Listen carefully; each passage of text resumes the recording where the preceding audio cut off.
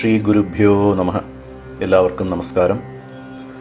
ശ്രീ കാമകലാവിലാസത്തിലെ കഴിഞ്ഞ 2 ഭാഗങ്ങളിലായി 14, 15, 16, 17 ശ്ലോകങ്ങളുടെ അർത്ഥവിവരണമാണ് മനസ്സിലാക്കിയത്. മുമ്മൂന്നായി കാര്യപ്രപഞ്ചമായി വികസിക്കുന്ന പ്രപഞ്ചോല്ലാസ രൂപിണിയും അത് ഭേദിക്കുന്ന അഖണ്ഡ ജ്ഞാനസ്വരൂപിണിയും ചിത്ശക്തി തന്നെയാണ് എന്ന് 14 ശ്ലോകത്തിലും, പിന്നീട് പഞ്ചഭൂതങ്ങളുടെ ഗുണങ്ങൾ 15 എണ്ണമായി വികസിക്കുന്നു എന്നും ഈ 15 എങ്ങനെയാണ് ശ്രീമദ് പഞ്ചദശാക്ഷരി മന്ത്രത്തിന്റെ 15 അക്ഷരങ്ങളായും തിഥി നിത്യ ദേവതകളുടെ സംഖ്യയായും ചേരുന്നത് എന്നും 15, 16, 17 ശ്ലോകങ്ങളിലും ശ്ലോക വിവരണങ്ങളിൽ കൂടിയും നമ്മൾ മനസ്സിലാക്കി. ഇനി ഈ 18 ശ്ലോകത്തിൽ അർത്ഥസൃഷ്ടിയുടെ 36 തത്വങ്ങളും ശ്രീമദ് പഞ്ചദശാക്ഷരി മന്ത്രത്തിന്റെ 15 ബീജങ്ങളിലായിട്ട് സ്വരങ്ങളായും വ്യഞ്ജനങ്ങളായും അന്തർഭവിച്ചിരിക്കുന്നുണ്ട് എന്നത് വിശദീകരിക്കുകയാണ് ശ്രീമദ് പരമഹംസ പുണ്യാനന്ദനാഥ മഹായോഗികൾ. അത് മനസ്സിലാക്കാം. അപ്പോൾ 18 ശ്ലോകം.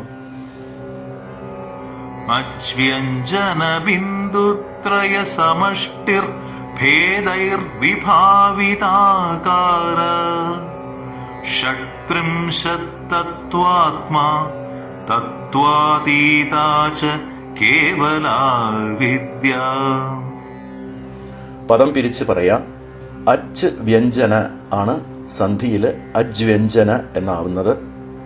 അപ്പോൾ അച്ച് വ്യഞ്ജന ബിന്ദുത്രയ സമഷ്ടി ഭേദൈ വിഭാവിത ആകാരാഃ ഷട്ത്രിംശത്തത്വ ആത്മാ തത്വ അതീത ച കേവല വിദ്യ. പദങ്ങളുടെ അർത്ഥം നോക്കാം. അച്ച് എന്ന് പറഞ്ഞാൽ സ്വരാക്ഷരങ്ങൾ, വ്യഞ്ജന വ്യഞ്ജനാക്ഷരങ്ങൾ, ബിന്ദുത്രയം 3 അനുസ്വാരങ്ങൾ. എന്താണിത്? പഞ്ചദശാക്ഷരി മന്ത്രത്തിലുള്ള സ്വരാക്ഷരങ്ങൾ, വ്യഞ്ജനാക്ഷരങ്ങൾ, പിന്നെ 3 കൂടത്തിൻ്റെയും അവസാനം വരുന്ന ഹ്രീമിലെ എന്ന അനുസ്വാരം. അതാണ് ബിന്ദുത്രയം എന്ന് പറഞ്ഞിരിക്കുന്നത്. അപ്പോൾ അച്ച് വ്യഞ്ജന ബിന്ദുത്രയ എന്ന് പറഞ്ഞാൽ പഞ്ചദശിയിലെ സ്വര വ്യഞ്ജന അനുസ്വാരങ്ങളുടെ സമഷ്ടിഭേദൈഹി, സമഷ്ടിയായിട്ടും ഭേദൈഹി വ്യഷ്ടിയായിട്ടും ഉള്ള വ്യത്യാസം കൊണ്ട്, എന്താണ് സമഷ്ടി വ്യഷ്ടി എന്നുള്ളത് ഇപ്പോൾ പറയാം. വിഭാവിത ആകാര, നന്നായി ഭാവിക്കപ്പെട്ട സ്വരൂപത്തോട് കൂടിയവയായി, ഷട്ത്രിംശത് തത്വ ആത്മാ 36 തത്വങ്ങളുടെയും സ്വരൂപങ്ങളായിട്ടും, തത്വ അതീത ച കേവല, ആ തത്വങ്ങൾക്ക് അതീതമായും അദ്വിതീയമായും ശോഭിക്കുന്നത് വിദ്യ, ശ്രീമദ് പഞ്ചദശാക്ഷരി മഹാവിദ്യയാകുന്നു. അപ്പോൾ ഇതിൻ്റെ ഒരുമിച്ചുള്ള അർത്ഥം ഇങ്ങനെയാണ്. ശ്രീമദ് പഞ്ചദശാക്ഷരി മഹാമന്ത്രം, അതിൽ 36 എണ്ണമായി വരുന്ന സ്വരങ്ങളും വ്യഞ്ജനങ്ങളും അനുസ്വാരങ്ങളും വ്യഷ്ടിയായി എന്ന് പറഞ്ഞാൽ വേറെ വേറെയായി കണക്കാക്കുമ്പോൾ പൃഥിവി മുതൽ ശിവാന്തം വരെയുള്ള 36 തത്വങ്ങളെ പ്രതിനിധീകരിച്ചും, എല്ലാം കൂടി ഒരുമിച്ചുള്ള സമഷ്ടിയായി നോക്കുമ്പോൾ തത്വാതീതവും അദ്വിതീയവുമായ പരാഹന്ത സ്വരൂപമായും സ്ഥിതി ചെയ്യുന്നു. അതായത് ശ്രീമദ് പഞ്ചദശാക്ഷരി മഹാമന്ത്രം സ്ഥിതി ചെയ്യുന്നു. 36 തത്വങ്ങളായും തത്വങ്ങൾക്ക് അതീതമായും ഈ പഞ്ചദശി മഹാമന്ത്രം പ്രശോഭിക്കുന്നു എന്ന് അർത്ഥം. വിശ്വാത്മകമായും വിശ്വോത്തീർണമായും വ്യാപിച്ചിരിക്കുന്നു എന്ന് സാരം.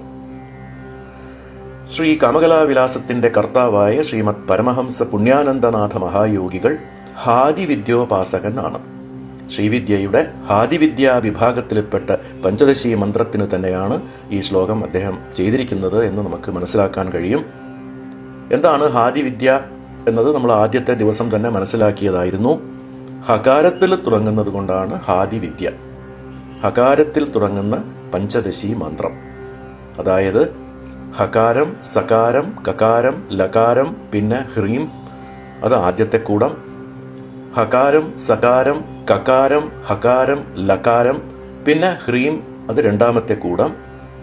സകാരം, കകാരം, ലകാരം, പിന്നെ ഹ്രീം എന്നത് 3ാമത്തെ കൂടം. അപ്പോൾ ഇതിലെ എങ്ങനെയാണ് സ്വരങ്ങളും വ്യഞ്ജനങ്ങളും അനുസ്വാരങ്ങളും കൂടി 36 ആവുന്നത് എന്ന് നമുക്ക് നോക്കാം.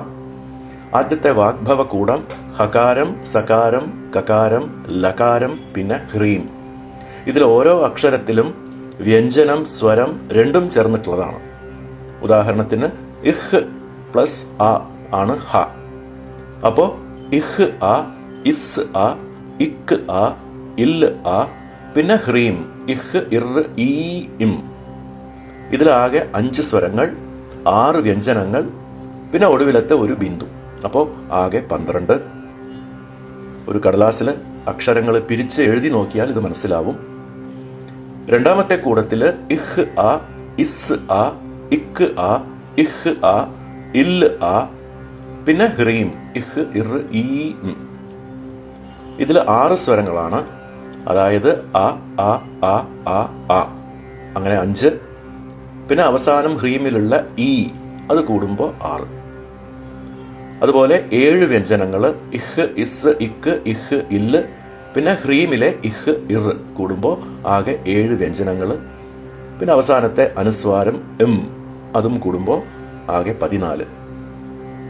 അതുപോലെ തന്നെ മൂന്നാമത്തെ കൂടത്തിൽ കണക്കാക്കിയാൽ ഇസ് ആ, ഇക്ക് ആ, ഇല് ആ, പിന്നെ ഇഹ്, ഇർ, ഈ, ഇം. അപ്പോൾ ഇവിടെ സ്വരങ്ങൾ 4 വ്യഞ്ജനങ്ങൾ 5 പിന്നെ അനുസ്വാര ബിന്ദു 1 ശക്തികൂടത്തിൽ അങ്ങനെ ആകെ 10. അങ്ങനെ 3 കൂടത്തിലും കൂടിയുള്ള അക്ഷരസംഖ്യ 12, 14, 10 കൂടി കൂട്ടുമ്പോൾ ആകെ 36 വരും. 36 തത്വങ്ങളെ ദ്യോതിപ്പിക്കുന്ന സംഖ്യയുടെ കണക്ക് ഇങ്ങനെയാണ്. അതായത് 15 സ്വരങ്ങൾ, 18 വ്യഞ്ജനങ്ങൾ, പിന്നെ ബിന്ദുത്രയം എന്ന് പറയുന്ന 3 അനുസ്വാര ബിന്ദുക്കൾ. അങ്ങനെ ആകെ 36 ബീജങ്ങൾ. അതാണ് അച്ച് വ്യഞ്ജന ബിന്ദുത്രയ ആകാര ഷട്രിംശത് തത്വാത്മാ എന്ന് പറഞ്ഞിട്ടുള്ളത്.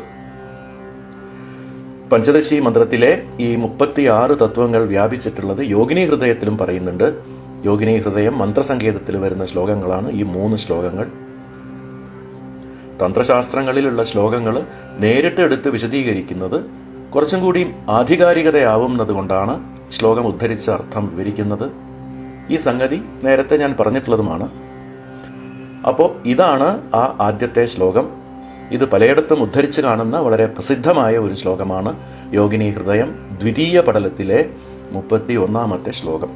യസ്യ യസ്യ പദാർത്ഥസ്യ യാ യാ ശക്തിരുദീരിത സാ സാ സർവേശ്വരീ ദേവി സർവോ മഹേശ്വരഃ. ഈ പ്രപഞ്ചത്തില് എതിലൊക്കെ ഗുണമാകുന്ന ശക്തി ഉണ്ടോ അതൊക്കെ സർവേശ്വരിയായ ദേവിയാണ്. ഗുണം എന്ന് പറയുമ്പോൾ അതിൽ വസ്തു സ്വഭാവം, ഊർജം, പ്രവർത്തനശേഷി ഇതെല്ലാം അടങ്ങും. ഗുണിയായ ആ പദാർത്ഥങ്ങളെല്ലാം, അതായത് പ്രത്യേകമായ ഗുണങ്ങളോടുകൂടിയ ശിവാദി ക്ഷിതി പര്യന്തമുള്ള പദാർത്ഥങ്ങളൊക്കെ മഹേശ്വരനുമാണ്. ചിച്ഛക്തിയായ പരദേവത നിയാമികയാണ്. അതായത് പ്രാപഞ്ചികമായ വ്യാവഹാരിക ദശയിലെ നിയമങ്ങളെ നടത്തുന്നവൾ. ആ പ്രപഞ്ച നിയമങ്ങളും ഗുണങ്ങളിൽ പെട്ടവ തന്നെയാണ്. ഇനി അടുത്ത ശ്ലോകം.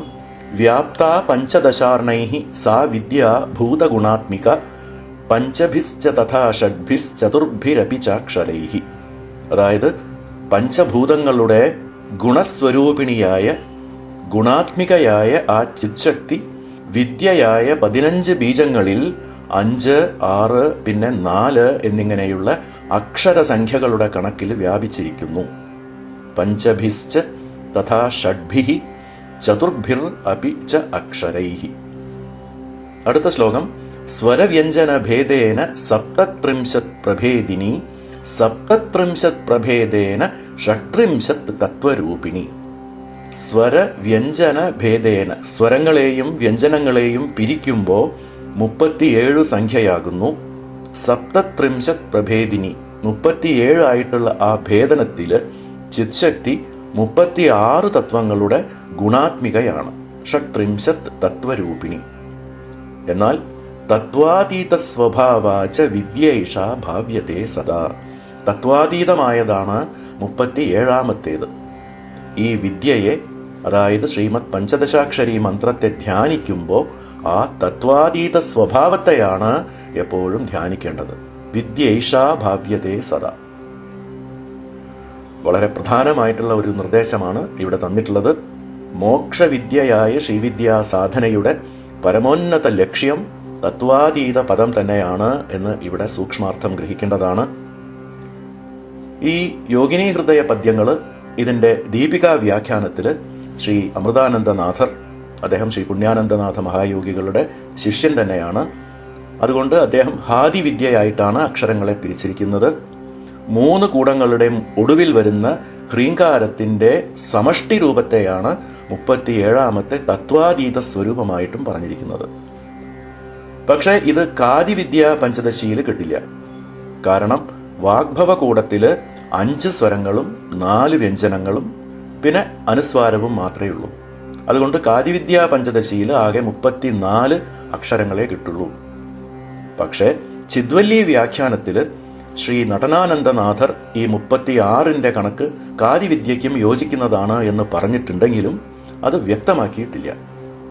എന്നാൽ ഈ യോഗിനി ഹൃദയ ശ്ലോകങ്ങൾക്കുള്ള സേതുബന്ധം വ്യാഖ്യാനത്തിലും വരിവസ്യ രഹസ്യത്തിലും ശ്രീ ഭാസ്കര റായർ ഇതിനൊരു വിശദീകരണം പറയുന്നുണ്ട്.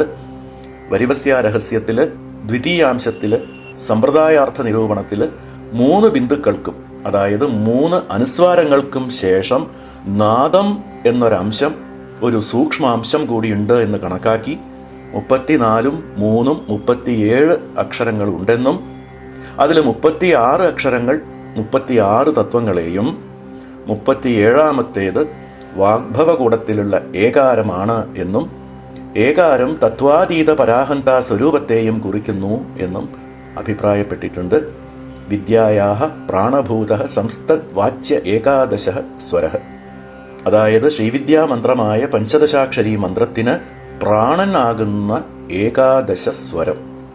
ഏകാദശ സ്വര ഏകാര സച വിദ്യാലക്ഷണസ്യ മൂലബീജോത്ഥ വൃക്ഷസ്യ അന്തരഃ പ്രാണഃ എന്ന് വെച്ചാൽ മൂലബീജത്തിൽ നിന്നും ഉണ്ടായ വൃക്ഷത്തിന് പ്രാണനായി ഇരിക്കുന്നതാണ് 11ാമത്തെ സ്വരമായ ഏകാരം. അത് വിദ്യാസ്വരൂപമായ പഞ്ചദശി മന്ത്രത്തിന്റെ പ്രാണൻ ആണ്. ആ ഇ ഉ ഉ ഋ ഋ ള് ള് പിന്നെ എ. 11ാമത്തെ സ്വരമായ ഏകാരം തത്പദലക്ഷ്യാർത്ഥമായ പരമ്പൊരുളിനെ കുറിക്കുന്നു എന്ന അർത്ഥം. കൂടുതൽ വിവരം, അതായത് പഞ്ചദശി മന്ത്രത്തിലെ ഏതൊക്കെ അക്ഷരം ഏതൊക്കെ തത്വത്തെയാണ് കുറിക്കുന്നത് എന്നതൊക്കെ വളരെ വിശദമായി വരിവസ്യ രഹസ്യത്തിൽ ശ്രീ ഭാസ്കര റായർ സമ്പ്രദായാർത്ഥ നിരൂപണത്തിൽ വിവരിക്കുന്നുണ്ട്. മാത്രല്ല സേതുബന്ധത്തില് ശ്രീ കാമകലാവിലാസത്തിലെ ഈ 18ാം ശ്ലോകവും അതിന്റെ ചിദ്വല്ലി വ്യാഖ്യാനവും ശ്രീ ഭാസ്കര റായർ ഉദ്ധരിച്ചിരിക്കുന്നത് കൊണ്ട് ചിദ്വല്ലിയുടെ കർത്താവായ ശ്രീ നടനാനന്ദനാഥരുടെ കാലം ശ്രീ ഭാസ്കര റായർക്കും മുൻപാണ് എന്നുള്ള ഒരു സംഗതി കൂടി വ്യക്തമാവുന്നുണ്ട്. അപ്പോ ഈ 18ാമത്തെ ശ്ലോകത്തിന്റെ സാരം ആയിട്ടുള്ള അർത്ഥം ഇങ്ങനെയാണ്. പഞ്ചദശി മന്ത്രത്തില് സ്വരങ്ങളുടെയും വ്യഞ്ജനങ്ങളുടെയും അനുസ്വാരങ്ങളുടെയും രൂപത്തില് 36 തത്വങ്ങളും അതുകൂടാതെ സകല തത്വാത്മകവും തത്വാതീതവും അനുത്തര സ്വരൂപവുമായ 37ാം തത്വവും അടങ്ങിയിരിക്കുന്നുണ്ട് എന്നതാണ്.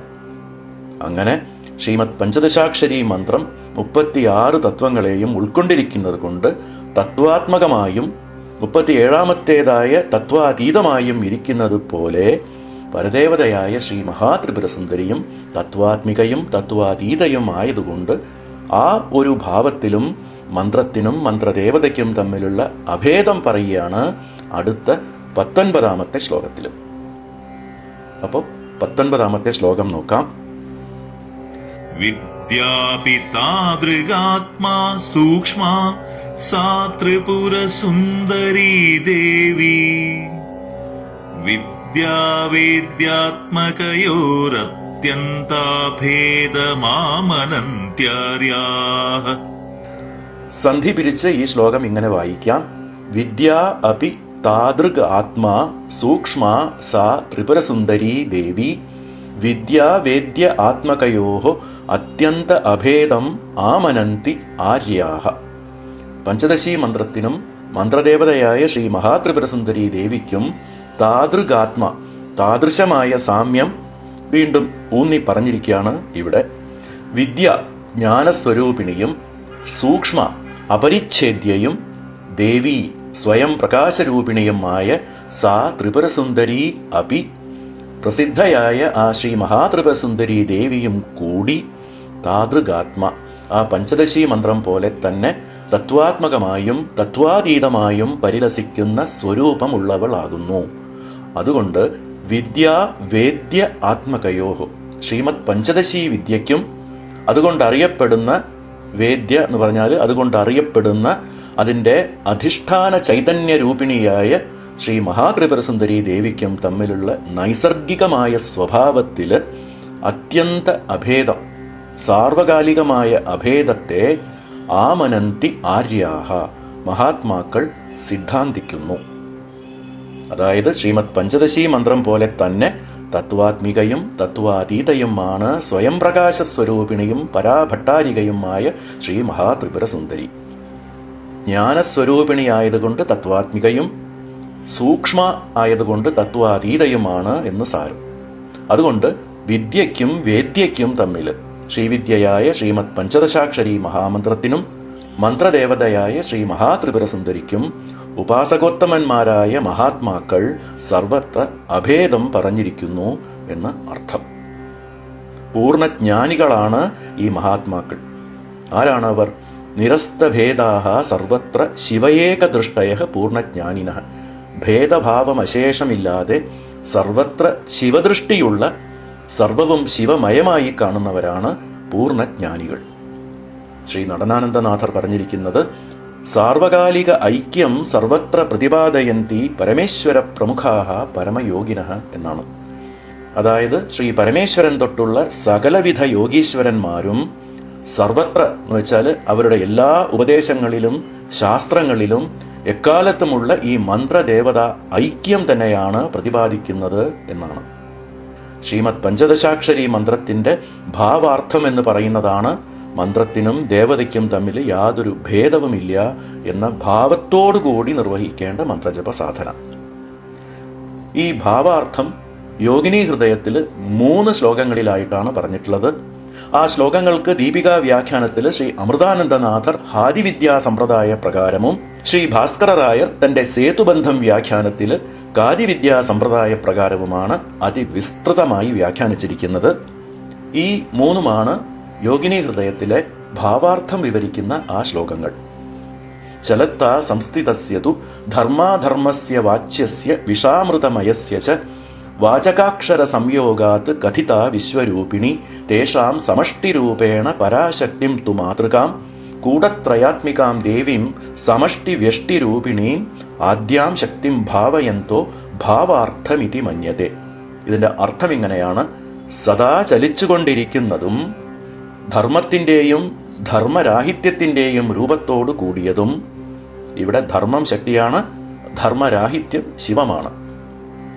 പിന്നെ വിഷത്തിൻ്റെയും അമൃതത്തിൻ്റെയും സ്വഭാവമുള്ളതും എന്ന് വെച്ചാൽ ശക്തിസ്വരൂപമായ സംസാരത്തിൻ്റെയും ശിവസ്വരൂപമായ മോക്ഷത്തിൻ്റെയും സ്വഭാവമുള്ളതും ആയ വാച്യമായ പ്രപഞ്ചവുമായി വാചകമായ പഞ്ചദശി മന്ത്ര ബീജാക്ഷരങ്ങളോട് കൂടി അഭേദമായിരിക്കുന്നു പരാശക്തി. പ്രപഞ്ചത്തിന്റെ രൂപത്തിലും പഞ്ചദശി മഹാമന്ത്രത്തിന്റെ 3 കൂടങ്ങളുടെയും രൂപത്തിലും ഇങ്ങനെ സമഷ്ടിയായും വ്യഷ്ടിയായുമുള്ള രൂപത്തിൽ ആദ്യാശക്തിയായ ശ്രീ മഹാത്രിപുരസുന്ദരിയെ ധ്യാനയോഗത്തിലൂടെ ഭാവിക്കുന്നത് തന്നെയാണ് ഭാവാർത്ഥം എന്ന് അറിയപ്പെടുന്നത്. ദേവി, മന്ത്രം, ജഗത്ത് ഇവയുടെ അഭേദത്തെ ഉത്തമ സാധകന്മാർ നിരന്തരമായി ധ്യാനിക്കുന്നു എന്ന് സാരം. ശ്രീ കാമകലാവിലാസത്തിലെ ഇതിന്റെ മുമ്പിലത്തെ 18ാമത്തെ ശ്ലോകത്തിൽ 36 തത്വങ്ങളും പഞ്ചദശിയിൽ അന്തർഭവിച്ചിരിക്കുന്നുണ്ട് എന്ന് പറഞ്ഞു. ഈ 19ാം ശ്ലോകത്തിൽ മന്ത്രത്തിനും ദേവതയ്ക്കും ഭേദമില്ല എന്നും കൂടി പറഞ്ഞിരിക്കുന്നത് കൊണ്ട് ഈ 2 ശ്ലോകങ്ങളിലായിട്ട് ഈ ഭാവാർത്ഥ വിവരണമാണ് ദ്യോതിപ്പിച്ചിരിക്കുന്നത് എന്നത് നമുക്ക് മനസ്സിലാക്കാൻ കഴിയും. അതായത് 36 തത്വങ്ങളായി വികസിച്ച ഈ പ്രപഞ്ചവും ശ്രീമദ് പഞ്ചദശാക്ഷരി മന്ത്രവും പരദേവതാ സ്വരൂപം തന്നെ എന്നുള്ള ഭാവത്തിലുള്ള സാധന. ഈ ഭാവാർത്ഥ വിവരണം ഇനിയും വിസ്തരിച്ച് പരിവസ്യാരഹസ്യത്തിൽ ശ്രീ ഭാസ്കരരായർ വിവരിക്കുന്നുണ്ട്. മന്ത്രരാജനാകുന്ന പഞ്ചദശി മന്ത്രത്തിലെ ഓരോ കൂടത്തിലെയും ശിവശക്തി ബീജങ്ങളുടെ മിഥുനം, യോജിപ്പ് പറയുന്നുണ്ട്.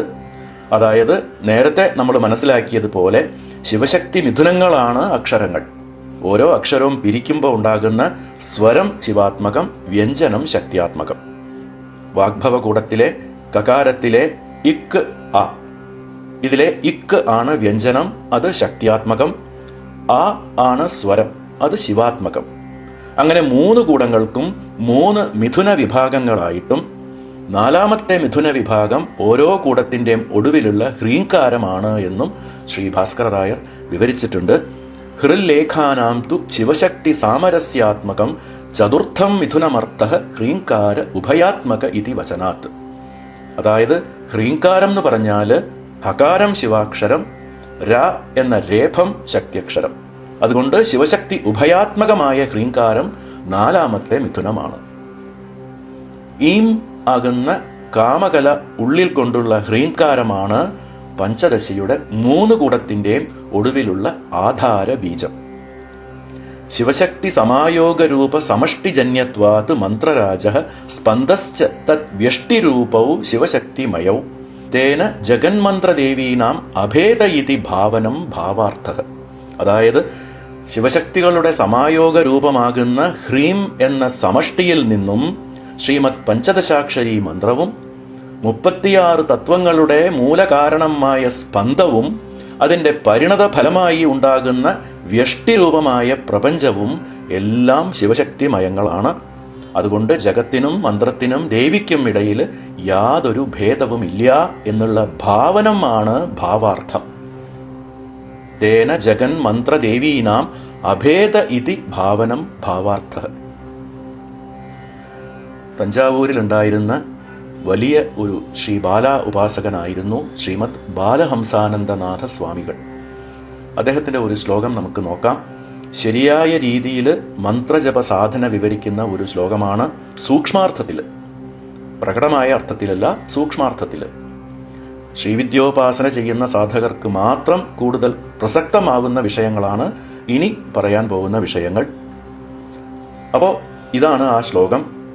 ലോകഃ പശ്യതി ദർപ്പണേ നിജതനും വ്യത്യസ്ത സവ്യേതരാം സ്വസ്വൈവാഭിമുഖീം യഥാ യഥകൃതിം മായാഗൃഹീതോ ബഹിഃ ഭക്തസ്വാഭിമുഖീം ദയാർദ്രനയനാം പശ്യേത് ഹൃദാബിംബിതാം ഹ്രീങ്കാരേ മുകുരേംബികാം നതു പുനഃ സ്വാത്മാനം അന്യച്ച വാ. ലോകഃ പശ്യതി ദർപ്പണേ നിജതനും വ്യത്യസ്ത സവ്യേതരാം സ്വസ്വൈവാഭിമുഖീം യഥാ യഥകൃതിം വരെ ആദ്യമെടുക്കാം. ലോകഃ സ്വസ്യയേവ അഭിമുഖീം ദർപ്പണേ നിജതനും വ്യത്യസ്ത സവ്യ ഇതരാം പശ്യതി എന്ന് അന്വയിക്കണം. ലോകഃ, ലോകത്തിലുള്ള മനുഷ്യർ, സ്വസ്യ ഏവ അഭിമുഖീം ദർപ്പണേ നിജതനും, തങ്ങളുടെ മുന്നിൽ വെച്ചിരിക്കുന്ന കണ്ണാടിയിൽ സ്വന്തം ശരീരത്തെ യഥായഥകൃതി, അതുപോലെ തന്നെയാണെങ്കിലും വ്യത്യസ്ത സവ്യ ഇതരാം പശ്യതി. സവ്യ എന്ന് വെച്ചാൽ ഇടത്, ഇടത്തെ വശം. സചാമര രമാവാണി സവ്യദക്ഷിണ സേവിത, സവ്യോപസവ്യമാർഗസ്ഥ എന്നീ ലളിതാ സഹസ്രനാമത്തിലെ നാമങ്ങളിൽ കൂടി പരിചയമുള്ളതായിരിക്കും സവ്യ എന്ന പദം. അതായത് ഇടതുവശം എന്നർത്ഥം. സവ്യ ഇതരാം എന്ന് പറഞ്ഞാൽ സവ്യത്തിന്റെ ഓപ്പോസിറ്റ്, അതായത് വലതുവശം. അപ്പോൾ സവ്യ ഇതരാം വ്യത്യസ്ത പശ്യതി, ശരീരത്തിന്റെ ഇടത് വലത് ഭാഗങ്ങളെ വ്യത്യസ്തമായി കാണുന്നു എന്ന് വെച്ചാൽ ശരീരത്തിന്റെ ഇടത് ഭാഗം കണ്ണാടിയിൽ വലതു ഭാഗമായിട്ടും ശരീരത്തിന്റെ വലതു ഭാഗം കണ്ണാടിയിൽ ഇടതു ഭാഗമായിട്ടും പ്രതിബിംബിച്ച് കാണുന്നു. മായാഗൃഹീതോ ബഹിഃ ഭക്തഃ, പുറത്ത് ചുറ്റുമുള്ള മായയുടെ പിടിയിലുള്ള ഭക്തൻ ചുറ്റുമുള്ള മായയുടെ സ്വാധീനത്തിലാണെങ്കിലും മന്ത്രജപം ചെയ്യുന്ന സാധകൻ അഥവാ സാധിക ഹ്രീങ്കാരേ മുകുരേ അംബികാം, മുകുരേ അംബികാം എന്നത് മുകുരേ അംബികാം എന്ന് പിരിച്ചു വായിക്കണം. ഹ്രീങ്കാരേ മുകുരേ, ഹ്രീങ്കാരം മുകുരമായിരിക്കുന്ന ശ്രീവിദ്യാ മന്ത്രസ്വരൂപത്തില് സ്വാഭിമുഖിം ദയാർദ്രനയനാം അംബികാം, സ്വ അഭിമുഖീം തന്നെ അഭിമുഖീകരിച്ച് നിൽക്കുന്ന ദയാമയിയായ അംബികയെ, ദയാമയിയായ അമ്മയെ ഹൃദാബിംബിതാം പശ്യേത്, ഹൃദയമാകുന്ന കണ്ണാടിയിൽ ബിംബിതാം പശ്യേത്, ബിംബമായി കാണുന്നു. അതായത് പ്രതിബിംബമായിട്ടല്ല, ബിംബമായി തന്നെ കാണുന്നു അഥവാ കാണണം. അങ്ങനെ കാണുമ്പോൾ നതു പുനഃ സ്വാത്മാനം അന്യച്ച വാ. നതു പുനഃ സ്വ ആത്മാനം അന്യത് ച വാ. അവിടെ താനാണ് ഉപാസന ചെയ്യുന്നത് എന്ന് തൻ്റെ ആത്മപ്രതിബിംബവും കാണുന്നില്ല, മായാബിംബവും കാണുന്നില്ല. എന്താണ് ഇതിൻ്റെ അർത്ഥം? ബിംബം പരാശക്തിയാണ്, പ്രതിബിംബം ജീവാത്മാവാണ്. അതായത് നോക്കുന്ന ആളാണ് ബിംബം, അത് പരാശക്തിയാണ്. കണ്ണാടിയിൽ പ്രതിഫലിക്കുന്ന പ്രതിബിംബം ജീവനുമാണ്. എന്നാൽ പഞ്ചദശാക്ഷരി മന്ത്രജപത്തില് ഹ്രീംകാരമാകുന്ന കണ്ണാടിയിൽ കാണേണ്ടത് പ്രതിബിംബത്തെയല്ല, ബിംബത്തെ തന്നെയാണ്. ദയാർദ്ര നയനയായ ശ്രീമാതാവായ മന്ത്രദേവത അത് തന്നെ കാണിച്ചു കൊടുക്കുന്നു. തൻ്റെ സ്വരൂപത്തെ തന്നെ ആത്മദർശനമായി കാണിച്ചു കൊടുക്കുന്നു. എന്നുവെച്ചാൽ ആത്മസ്വരൂപത്തിൽ സാക്ഷാൽ മന്ത്രദേവതയെ തന്നെ ഉപാസകൻ കാണുന്നു. പശ്യേത്ത് എന്ന് വെച്ചാൽ കാണണം എന്നുമാവാം. അതാണ് യഥാർത്ഥ മന്ത്രസാധനയുടെ രീതി. എന്നാൽ ഈ കാണലും കാണിച്ചു തരലും ഒക്കെ യഥാവിധി ശ്രദ്ധയോടുകൂടി സാധന തുടർന്ന് ചെയ്തു പോകുമ്പോൾ പരദേവതയുടെ അനുഗ്രഹം കൊണ്ട് മാത്രം സിദ്ധിക്കുന്ന ഒരു വരപ്രസാദമാണ്. അത് പ്രത്യേകം എടുത്തു പറയേണ്ടതില്ല. ശ്രീവിദ്യാസാധനയിലെ ഏറ്റവും ഉത്തുംഗമമായ ഒരു യോഗമാണ് ഉപാസകർക്ക് ശ്രീവിദ്യാ മന്ത്രങ്ങളുമായും, അതായത് ശ്രീ മഹാഗണപതി, ശ്രീ ബാലാത്രിപുരസുന്ദരി, ശ്രീ മഹാത്രിപുരസുന്ദരി മുതലായ അതായത് മന്ത്രങ്ങളുടെ ദേവതകളുമായും ഉള്ള താദാത്മ്യ ഭാവസിദ്ധി കൈവരിക്കൽ എന്ന് പറയുന്നത്. അതൊരു സിദ്ധിയാണ്, പരദേവതയുടെ അനുഗ്രഹത്തിൽ കൂടി മാത്രം ലഭിക്കാവുന്ന സിദ്ധി. ഉപാസന ആരംഭിക്കുന്ന ഉപാസകന്റെ അഥവാ ഉപാസികയുടെ പരിപൂർണമായ ശ്രദ്ധ ഈ താദാത്മ്യഭാവമാകുന്ന ലക്ഷ്യത്തിൽ മാത്രമായിരിക്കണം. ബിംബ-പ്രതിബിംബ ഭാവത്തിലുള്ള ഒരു സ്തോത്രപാരായണമായിട്ട് മന്ത്രസാധനയെ കാണാതിരുന്നാൽ തന്നെ മതി ആ ലക്ഷ്യം പ്രാപിക്കാൻ. ധ്യാനധ്യാതൃധ്യേയ രൂപ ശ്രീ ലളിതാ സഹസ്രനാമത്തിലെ ഒരു നാമമാണ് അല്ലെ? എന്താണ് അതിൻ്റെ അർത്ഥം? ധ്യാനമാകുന്ന മന്ത്രസ്വരൂപവും ധ്യാതാവായ സാധകനും അല്ലെങ്കിൽ സാധികയും ധ്യേയം ആകുന്ന മന്ത്രദേവതയും ശ്രീ മഹാത്രിപുരസുന്ദരി തന്നെ എന്ന്. ഈ അഭേദഭാവനയിൽ സംഭവിക്കുന്നത് കേവല ആത്മൈക്യ അനുഭൂതി മാത്രമായിരിക്കും. വികാരങ്ങളും മനോവൃത്തികളുമൊക്കെ താനേ അടങ്ങിയിട്ടുമുണ്ടാവും. പ്രാർത്ഥനകളും അവലാതി പറച്ചിലുകളും ഒന്നും അവിടെ സംഭവിക്കില്ല. അങ്ങനെയുള്ള സാധനയാണ് മോക്ഷ സാധന. നമ്മുടെ പൂർവജന്മ കർമ്മവാസനകളുടെ അനന്തര ഫലം, ആ സ്വാധീനം ഇല്ലാതാക്കുന്നത്, ചെയ്തുപോയ പഴയ കർമ്മങ്ങളുടെ കോൺസിക്വൻസ് എന്ന് പറയുന്ന പ്രത്യാഘാതങ്ങളെ നശിപ്പിക്കുന്നത്. അതാണ് മോക്ഷപദത്തിലേക്ക് നയിക്കുന്ന സാധന. ഏതാം ഉത്സൃജ്യ ജഡൈഹി ക്രിയമാണ ബാഹ്യ ആഡംബരോപാസ്തി പ്രാണവിഹീന ഇവ തനുഹു വികളിത സൂത്ര ഇവ പുത്തലിക. ഈ രീതിയിലല്ലാതെ ബാഹ്യമായി ചെയ്യുന്ന മന്ത്രോപാസന പ്രാണൻ വെടിഞ്ഞ ശരീരം പോലെയും പാവക്കൂത്തിലെ കയറുപൊട്ടി താഴെ വീണുപോയ പാവ പോലെയും, പ്രാണവിഹീന ഇവ തനുഹു വികളിത സൂത്ര ഇവ പുത്തലിക, പാവക്കൂത്തിലെ കയറുപൊട്ടി താഴെ വീണുപോയ പാവ പോലെയും നിഷ്ഫലങ്ങളാണ് എന്ന് ശ്രീ ഭാസ്കർ രായർ തന്റെ വരിവസ്യ രഹസ്യത്തിന്റെ സമാപ്തിയിൽ അസന്ദിഗ്ധമായി പറഞ്ഞിരിക്കുകയാണ്. ഇതിനൊക്കെ ഈശ്വരാനുഗ്രഹം വേണ്ടേ? ശ്രീമാതാവായ മന്ത്രദേവത കനിഞ്ഞാൽ മാത്രമല്ലേ ഈ രീതിയിലുള്ള ആത്മൈക്യ ഭാവം എന്ന് പറയുന്നതൊക്കെ സിദ്ധിക്കുള്ളൂ? ഈ ഒരു ചോദ്യം സ്വാഭാവികമായിട്ടും വന്നേക്കാം. അത് സത്യമാണ്. നമ്മുടെ പ്രയത്നം കൊണ്ടല്ല ഇതൊക്കെ സിദ്ധിക്കുന്നത്, അതിൽ യാതൊരു സംശയവുമില്ല. പക്ഷേ നമ്മളെല്ലാവർക്കും മന്ത്രദീക്ഷ എന്ന് പറയുന്ന ഒരു സൗഭാഗ്യം തന്നെ ദേവ്യാനുഗ്രഹം കൊണ്ടും ഗുരുപ്രസാദം വഴിയും കിട്ടിയിട്ടുള്ളതല്ലേ? പരദേവതയുടെ കടാക്ഷ വൈഭവത്തിന് ഇതിനേക്കാൾ വലിയ തെളിവ് എന്താണ് നമുക്ക് വേണ്ടത്? അല്ലേ? സമ്പ്രദായം എന്ന വാക്കിന്റെ അർത്ഥം എന്താണെന്ന് നോക്കിയിട്ടുണ്ടോ? സംപ്രദായം. സം എന്ന് പറഞ്ഞാൽ യഥാവിധി, ഉചിതമായ രീതിയിൽ, പ്ര ഇഷ്ടത്തോടെ, മനസ്സ് നിറവോടെ, ദായം കൊടുക്കപ്പെട്ടത്. അതാണ് സമ്പ്രദായം. ഗുരുവിൽ നിന്നും ശിഷ്യന് ഈ രീതിയിൽ പൂർണ്ണ അനുഗ്രഹത്തോടെ കൊടുക്കപ്പെടുന്ന മന്ത്രദീക്ഷാ പരമ്പരയല്ലേ സമ്പ്രദായം എന്ന് പറയുന്നത് തന്നെ. ആ ഒരു സമ്പ്രദായത്തിലെ, ആ ഒരു പരമ്പരയാകുന്ന ശൃംഖലയിലെ ഒരു കണ്ണിയാവാൻ സാധിച്ചത് തന്നെയാണ് മറ്റു പലരെയും അപേക്ഷിച്ച് നോക്കുമ്പോൾ നമുക്ക് മാത്രമായി കിട്ടിയിട്ടുള്ള ഏറ്റവും വലിയ പുണ്യം. ആ പുണ്യലാഭം പരദേവതാനുഗ്രഹം കൊണ്ട് തന്നെയാണ് എന്നത് പ്രത്യേകം പറയേണ്ടതില്ല, അല്ലെ? പാരമ്പരീകക്രമേണ ബഹുലേ ദീക്ഷണാപഥി സമയാചാരമാർഗേണ ആഗത മന്ത്രദേവത.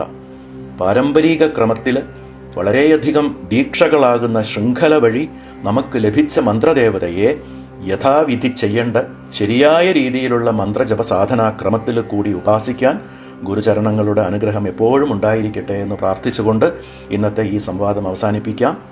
അടുത്ത 20ാമത്തെ ശ്ലോകം അടുത്ത ഭാഗത്തിൽ നോക്കാം. അതുവരെ എല്ലാവർക്കും നന്ദി, നമസ്കാരം.